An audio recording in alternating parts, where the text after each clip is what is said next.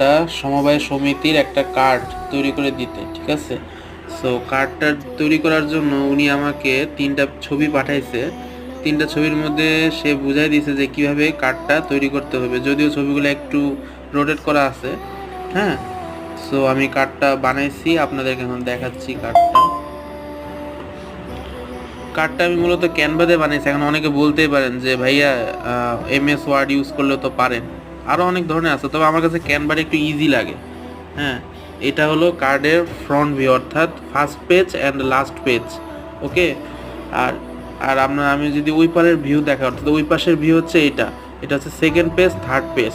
ওকে, second page third page, আর এটা হচ্ছে গিয়ে first page and last page, অর্থাৎ এপিট আর ওপিট মাঝখান দিয়ে কার্ডটা ডিভাইডেড করা, অর্থাৎ কার্ডটা ভাঁজ হবে বইয়ের মতো। হ্যাঁ, আশা করি ভালো লাগছে ভিডিওটি।